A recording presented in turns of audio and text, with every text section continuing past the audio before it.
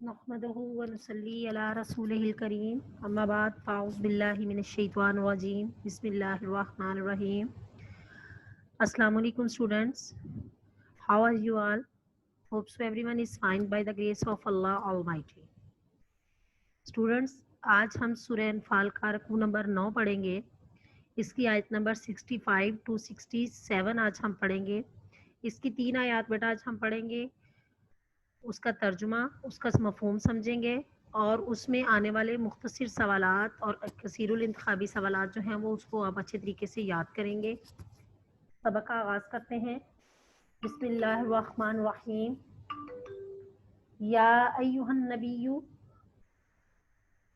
ए नबी सल्लल्लाहु अलैहि वालैहि वसल्लम, हर्रिदिल मुमिनीना, मोमनों को उभारिए, इलल किताली, जहाद पर, ऐ यकुन मिनकुम, अगर हों तुम में से, यशरूना 20, साबिरूना सब्र करने वाले, यगलिबू गालिब रहेंगे, मियतैनी 200 पर, व ऐ यकुन और अगर हों, मिनकुम तुम में से, मियतन 100, यगलिबू गालिब रहेंगे, अल्फन 1000, मिनल लजीना काफारू इन लोगों से जो काफिर हुए, बियन्नहुम क्योंकि वो, कौम लोग हैं, ला यफ़क़हून समझ नहीं रखते।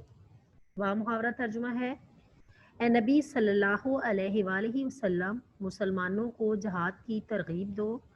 अगर तुम में 20 आदमी साबित कदम रहने वाले होंगे तो 200 काफरों पर गालिब रहेंगे, और अगर 100 ऐसे होंगे तो 1000 पर गालिब रहेंगे, इसलिए कि काफर ऐसे लोग हैं कि कुछ भी समझ नहीं रखते।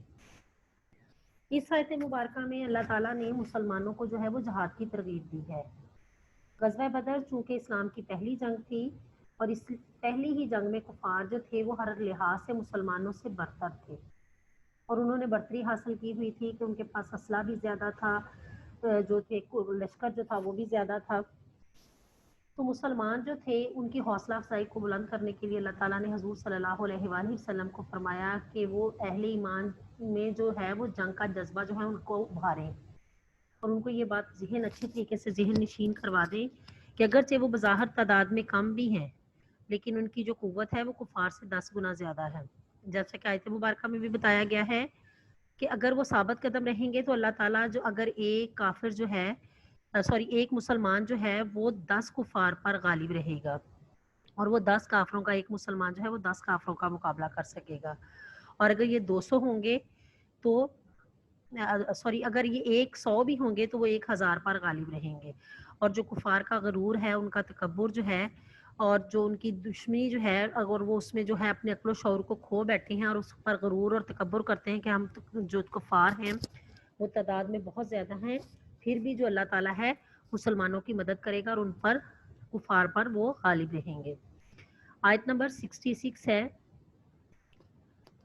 अलाना अब खफ़फ़ा बोझ हल्का कर दिया है अल्लाह ने, अनकुम तुम से, व अल्लिम और मालूम कर लिया है, अनफीकुम कि तुम में है, ज़ाफ़न कमज़ोरी, फ़इन्ना पस अगर यकुन हूँ, मिनकुम तुम में से, मियतुन 100, साबिरातुन सब्र करने वाले, मियतैनी वो गालिब रहेंगे, वहीं यकुन 200 पर, मिनकुम और अगर हों, अल्लाफा 1000, यगलिबू गालिब रहेंगे, अल्फैनी 2000, बिइज़्नी बिइज़्निल्लाहि अल्लाह के हुक्म के साथ, वल्लाह और अल्लाह मस साबिरी सब्र करने वालों के साथ है।